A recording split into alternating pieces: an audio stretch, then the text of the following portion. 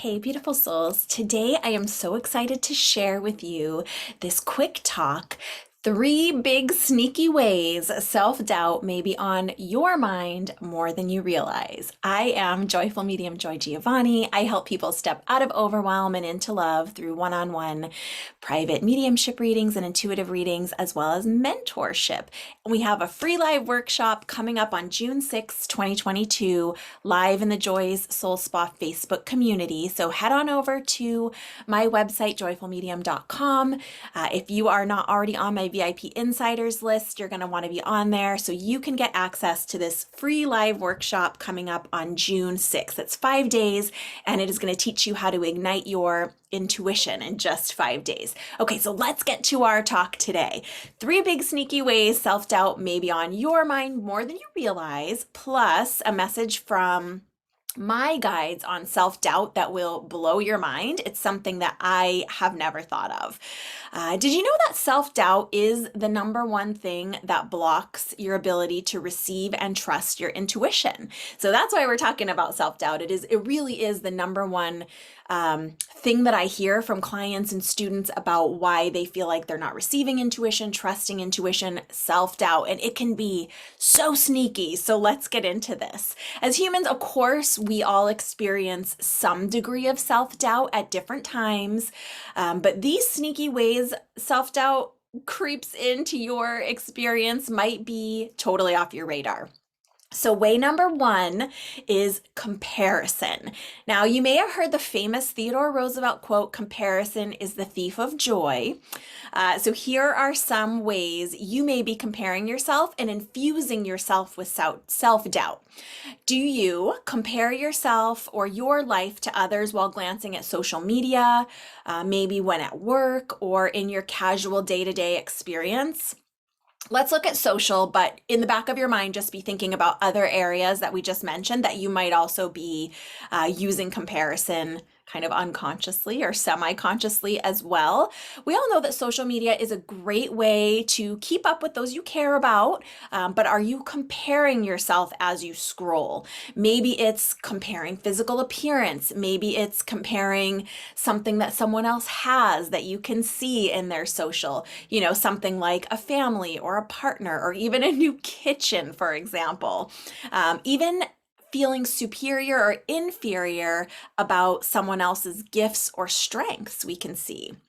So there's a fine line between, hey, good for them, and why don't I have, or why don't I know, or why is this not my experience? So comparison is the number one big sneaky way. Number two big sneaky way is resistance.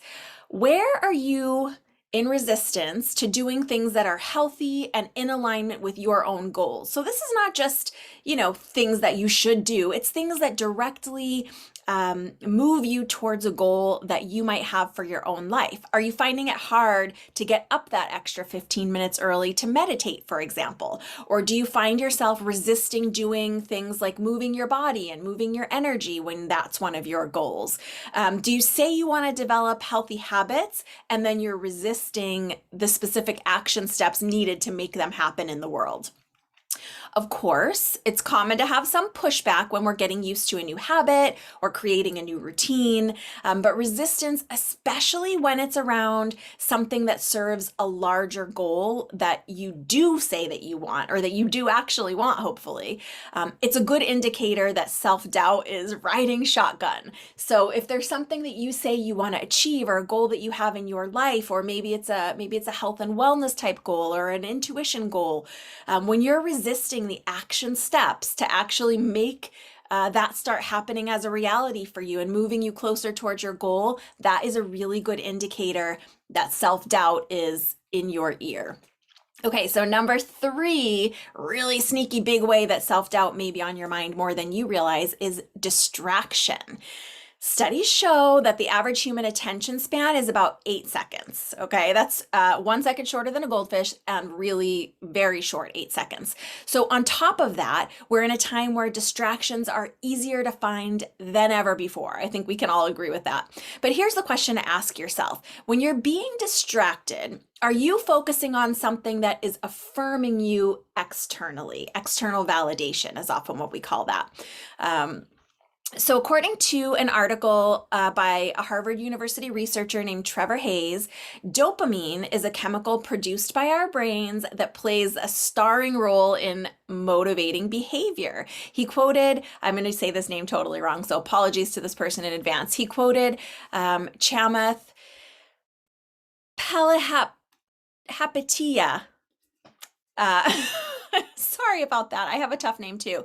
Former vice president of user growth at Facebook is who this person is, in responding to a question about his involvement in exploiting consumer behavior. And the quote that this person gave is, "The short-term dopamine-driven feedback loops that we have created are destroying how society works."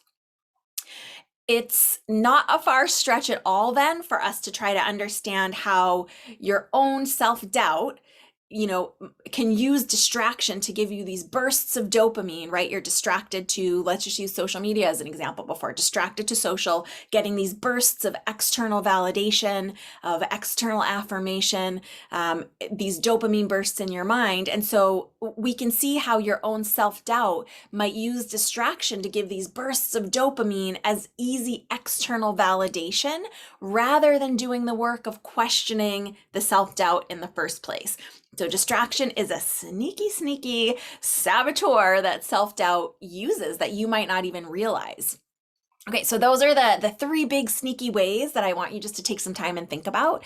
Now I'm going to give you the message that my guides gave me as I was working on this. I wasn't expecting to get a message, to get this some people call it a download, or to get this inspired message from my guides, but here it is. My guide's message to you is self-sabotage serves self-doubt. When you entertain the energy of self-doubt, allowing it to hold your attention either actively or passively through constant repetitive thoughts in any negative way about yourself, your gifts, your ability, your worth and worthiness, your systems automatically deploy self-sabotaging behaviors, often even in unconscious ways. These unconscious and sometimes conscious actions and behaviors serve to prove the self-doubt, which you already hold within your mind, refreshing the agreement every time you think about it and decide in the affirmative again. You agree to self-doubt by not challenging it, by silently accepting it, by ruminating on it, and then by flowing with the actions orchestrated by self-sabotage to affirm it. Please break the cycle within yourself. It must start with releasing the self-doubt. Self-sabotage obeys whatever self-doubt says. That totally blew my mind, you guys. So you might have to listen to that back. I've had to read it several times. It just flowed right out of me through my channeling. So what a powerful message. Self-sabotage obeys whatever self-doubt says. Crazy. So what to do? A couple little tips. Start by being available to notice. For example, other than mindless scrolling, to be checking in with yourself. Am I comparing? Like, not just mindlessly scrolling, but checking in. Am I comparing myself to this person? Am I genuinely happy for them? Or is there a little bit of comparison happening? When you feel resistance, for example, to that healthy action that supports your goal, evaluate that resistance. Don't just accept it. Don't just flow with that self-sabotaging behavior, but challenge it. Am I self-sabotaging by not doing my meal prep today, for example? If you just, I don't feel like doing it, I'm just going to order something. It's no big deal. This is me, by the way. Checking in. Okay, is this a self-sabotaging behavior that I'm doing by not putting my time and attention to meal prep? Or is this the most loving decision I could be making for myself right now? For example, consider reforming the question for yourself as something like, if I fully believe I'm worthy, what is the most loving action to take for myself here? Or you can choose wording that resonates with you, depending on, your belief system. You can then more easily check in with that comparison scrolling, for example, that resistance, that distraction that we're giving into, or self-sabotaging behavior, and make a more intentional self-loving choice in the moment. So I hope you guys like this message today. Again, I don't want you to miss out on that free 5-day workshop, Ignite Your Intuition in Just 5 Days. I'm going to teach you how to really use your intuition for real in very easy to follow, super effective ways, tools that you can then use in real life forever. It's totally free, no strings attached. If you're not already on my VIP Insiders list, you can get on it through my website, joyfulmedium.com. It's right on that front page. You are not going to want to miss this. And let me know if you had an aha moment from learning about these 3 big sneaky ways that self-doubt might be in your life, what you thought about it, what you plan to do about it. Let me know in the comments. You guys know I love engaging with you and your experience. And I am so grateful that you were here with me today. I will see you soon. Big hugs and bye for now.